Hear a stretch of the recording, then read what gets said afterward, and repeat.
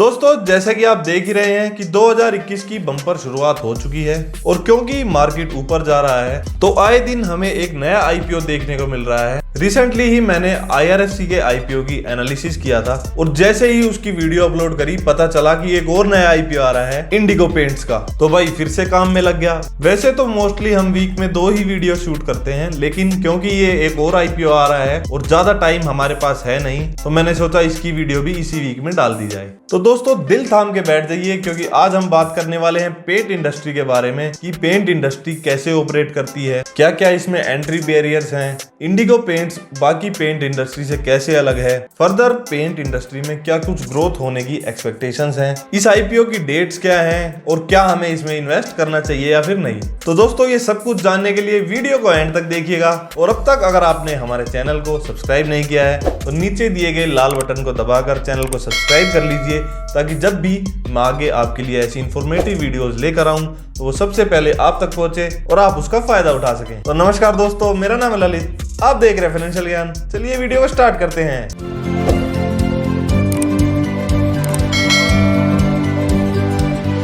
तो दोस्तों किसी भी कंपनी में इन्वेस्ट करने से पहले हमें उस कंपनी के इंडस्ट्री के बारे में, जिस इंडस्ट्री में वो कंपनी ऑपरेट करती है उसके बारे में समझना चाहिए, फिर उस कंपनी के बिजनेस मॉडल को और उस कंपनी को समझना चाहिए और बाद में उसके फाइनेंशियल्स देखने चाहिए। तो इसी ऑर्डर में चलते हुए हम सबसे पहले पेंट इंडस्ट्री को समझते हैं कि पेंट इंडस्ट्री कैसे काम करती है और क्या कुछ ग्रोथ आने वाली है पेंट इंडस्ट्री में आने वाले सालों में। तो दोस्तों पेंट इंडस्ट्री में जो पेंट्स बनते हैं उनका जो रॉ मटेरियल होता है वो पेट्रोलियम बेस्ड प्रोडक्ट्स होते हैं। तो पेंट इंडस्ट्री काफी हद तक जो पेट्रोलियम रिफाइनरीज होती हैं उन कंपनीज पर डिपेंडेंट रहती हैं। अब कुछ पेंट इंडस्ट्रीज की अपनी खुद की मैन्युफैक्चरिंग यूनिट्स होती हैं, जैसे बड़ी पेंट इंडस्ट्री जो है एशियन पेंट्स हो गया, बर्जर पेंट्स हो गया, उनकी खुद की मैन्युफैक्चरिंग यूनिट्स हैं। लेकिन पेंट इंडस्ट्री में कुछ कंपनीज ऐसी भी होती हैं जो कि कॉन्ट्रैक्ट बेस्ड पर काम करती हैं, फिर फर्दर उस पर अपना नाम लगाकर उसको बेच देती हैं। और दोस्तों ओवरऑल जो कॉस्ट होती है पेंट इंडस्ट्री में वो मेनली रॉ मटेरियल की कॉस्ट होती है, इनपुट कॉस्ट ही जो कि हमें बनाने में लगती है 60% उसकी इनपुट कॉस्ट ही हो जाती है। और उस 60% में भी 2 ऐसे प्रोडक्ट्स हैं जैसे कि टाइटेनियम डाइऑक्साइड और व्हाइट पिगमेंट,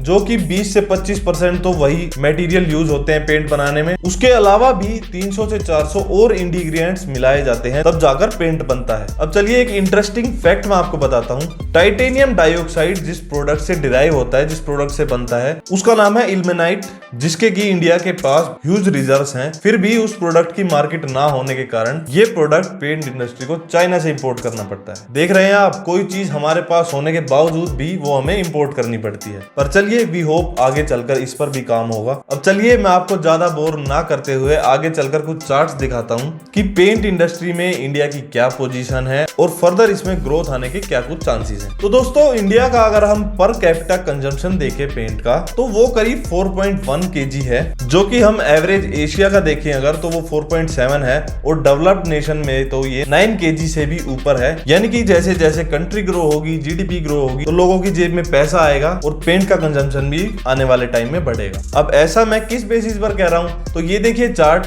तो पिछले कुछ टाइम में 6.8% की CAGR दिखाई है पेंट इंडस्ट्री ने और आने वाले टाइम में उम्मीद की जा रही है कि ये 7% से भी ज्यादा रहेगी, क्योंकि हम देख रहे हैं अर्बनाइजेशन हो रहा है, बहुत सारे लोग लो इनकम से निकलकर हाई इनकम कैटेगरी में आ रहे हैं। हाउस रिपेयरिंग साइकिल जो कि पहले हमारी 7 से 8 साल हुआ करती थी वो अब 4 से 5 साल हो चुकी है, यानी हर 4-5 साल में लोग घर को रीपेंट रिफर्निश करवा लेते हैं। और आप देख ही रहे हैं गवर्नमेंट ने भी कितनी सारी स्कीम्स चला रखी हैं, जैसे प्रधानमंत्री जन आवास योजना, जिसमें कि हर इंसान को उसका घर देने की बात हो रही है। तो जब घर दिया जाएगा तो उसमें पेंट भी होगा, या फिर जब हम नई स्मार्ट सिटीज बनाएंगे तो उससे भी इंडस्ट्री में ग्रोथ आएगी। दोस्तों एक जो चीज जो सबसे बड़ा रोल प्ले करती है पेंट इंडस्ट्री में किसी भी कंपनी को आगे ले जाने के लिए वो है टिंटिंग मशीन। आप जब भी पेंट की दुकान पर गए होंगे तो वहां पे आपने एक मशीन रखी देखी होगी, जो कि आपका जो भी कलर होता है उसमें जो भी आपको शेड बनानी होती है वो उस मशीन से कलर मिक्स करके बनाई जाती है। अब जो भी कंपनी ये मशीन उस शॉपकीपर की दुकान में इंस्टॉल कर देती है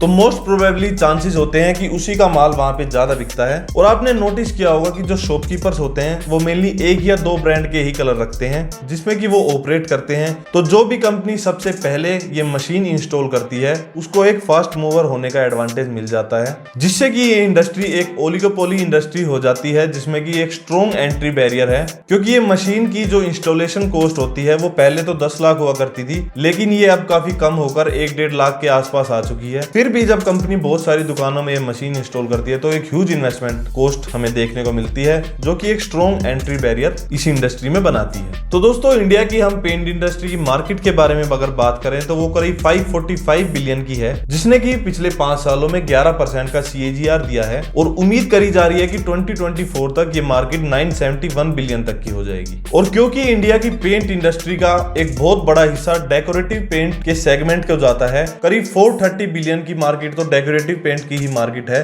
जिसमें कि आपका 2% हिस्सा इंडिगो पेंट्स का है और 33% हिस्सा अब भी अनऑर्गेनाइज्ड है। तो एक ह्यूज अपॉर्चुनिटी है इंडिगो पेंट्स के पास। और दोस्तों, पेंट इंडस्ट्री में मेन जो चीज होती है वो मार्केटिंग और एडवर्टाइजिंग से होती है। उससे क्या होता है कि एक बॉन्ड बनता है कस्टमर में और कंपनी में। आपने महेंद्र सिंह धोनी को देखा होगा इंडिगो पेंट्स की एड करते हुए। तो जहां बाकी कंपनी 3 से 5% खर्च करती है एड पर, वहीं इंडिगो पेंट्स अपना 11 से 12% एक्सपेंडिचर करती है एड्स पर, ताकि वो ज्यादा से ज्यादा मार्केट शेयर एक्वायर कर। तो दोस्तों, ये तो हमने बात करी कि ओवरऑल पेंट इंडस्ट्री कैसे काम करती है, क्या क्या इसमें फैक्टर्स हैं, क्या इसमें एंट्री बैरियर्स हैं। अब बात करते हैं कि इंडिगो पेंट्स क्या करती है, वो क्या कुछ कर रही है अपने प्रॉफिट्स को बढ़ाने के लिए और एशियन पेंट्स और बर्जर जैसी कंपनियों को टक्कर देने के लिए। तो दोस्तों, इंडिगो पेंट्स की अगर मैं बात करूं तो वो 5th लार्जेस्ट कंपनी है डेकोरेटिव पेंट्स में, जो कि 27 स्टेट्स और 7 यूनियन टेरिटरीज में ऑपरेट करती है। इनिशियली कंपनी ने टायर 3 और टायर 4 सिटीज में अपने प्रोडक्ट को टारगेट किया है,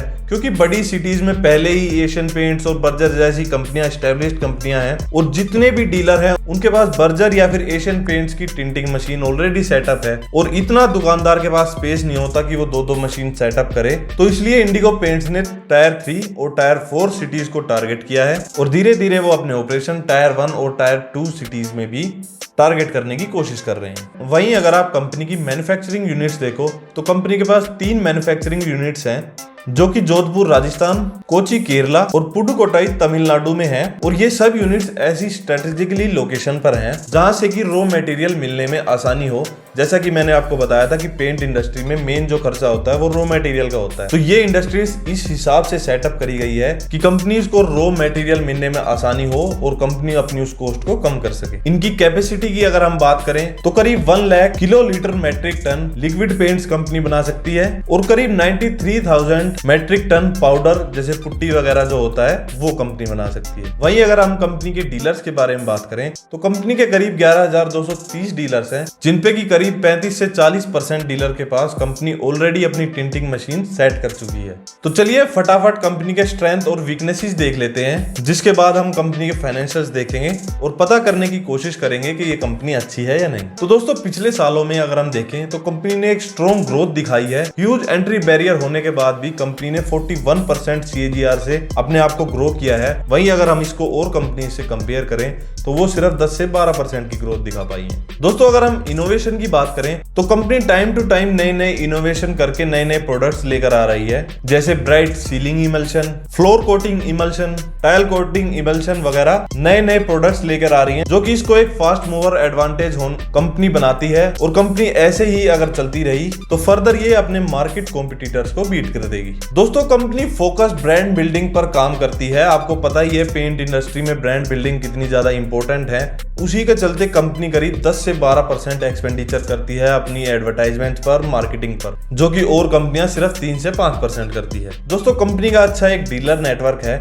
लेकिन इसे हम और कंपनी से कंपेयर करें तो एशियन पेंट्स का एक ह्यूज डीलर नेटवर्क है, जिसमें कि इंडिगो पेंट्स अभी काफी पीछे है। तो दोस्तों, अगर हम कंपनी का रेवेन्यू देखें तो कंपनी ने 24% ग्रोथ दिखाई है रेवेन्यू में। इसको हम अगर बाकी कंपनी से कंपेयर करें तो वो सिर्फ 8-9% है। तो रेवेन्यू तो कंपनी के काफी अच्छे लग रहे हैं। वहीं हम अगर कंपनी की पिछले 10 साल की ग्रोथ देखें रेवेन्यूज में तो वो 41% है, जो कि बाकी कंपनीज की सिर्फ 12-13% है। तो कंपनी ने काफी एक अच्छी ग्रोथ दिखाई है पिछले सालों में और कंपनी ने अपने मार्जिन्स भी इंक्रीज करे हैं, जो कि पहले 40% हुआ करते थे, अब करीब 48% है। वहीं अगर हम कंपनी के मटेरियल की कॉस्ट देखें तो वो भी company time to time decrease करती जा रही है, जो कि पहले 59% हुआ करती थी, अब करीब 51% है। इसको हम अगर बाकी कंपनी से कंपेयर करें तो वो करीब 55% है एशियन पेंट्स वगैरह की। कंपनी ने अपना रिटर्न ऑन इक्विटी भी काफी अच्छे से मैनेज किया है, जो कि पहले 10% हुआ करता था, अब 24% है। लेकिन एशियन पेंट्स से ये अब भी कम है, क्योंकि एशियन पेंट्स का रिटर्न ऑन इक्विटी 28% है और बर्जर का 26% है। तो फ्यूचर में देखते हैं कंपनी इस चीज को कैसे टैकल करती है और कैसे अपने रिटर्न्स को बढ़ाती है। वहीं अगर हम कंपनी के रिटर्न ऑन कैपिटल एम्प्लॉयड को देखें तो वो भी कंपनी ने काफी इंक्रीज किया है, जो कि पहले 9% हुआ करता था, अब 27% है। लेकिन लीडिंग कंपनी से ये अब भी कम है, एशियन पेंट्स का 33% है और बर्जर का 30% है। दोस्तों कंपनी के पीई रेशो की अगर हम बात करें तो वो 100 के करीब चल रहा है, जो कि इंडस्ट्री के पीई से काफी हाई है। तो वैल्यूएशंस को अगर हम देखें तो ये कंपनी हमें थोड़ी महंगी दिखाई देती है, लेकिन जैसा कि ग्रोथ दिखाया है पिछले कुछ सालों में कंपनीज ने, तो उसके चलते आप अंदाजा लगा सकते हो कि कंपनी आपको फ्यूचर में कैसे रिटर्न दे सकती है। तो दोस्तों आप फटाफट से देख लेते हैं कि क्या वो इंपोर्टेंट डेट है जो हमें पता होनी चाहिए। तो दोस्तों कंपनी का आईपीओ 20 से 22 जनवरी तक ओपन रहेगा। प्राइस बैंड 1488 से 1490 है। 10 शेयर का आपका एक मार्केट लॉट है।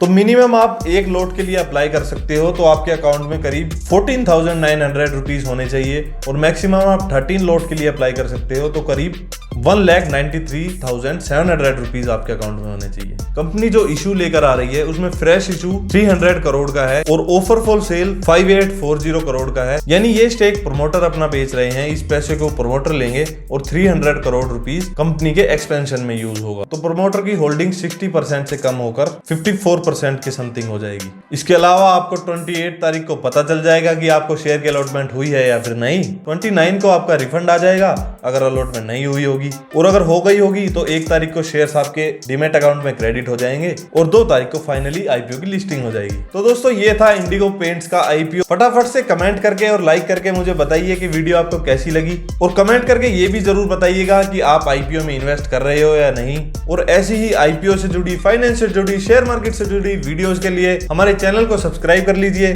कोई भी डाउट हो, क्वेरी हो, कमेंट करके पूछ लीजिए या डायरेक्ट मेरे इंस्टाग्राम पे मैसेज कर दीजिए। आज के लिए बस इतना ही। मिलते हैं ऐसी ही इंफॉर्मेटिव नेक्स्ट वीडियो में। तब तक के लिए जुड़े रहें, बने रहें। Thank you so much.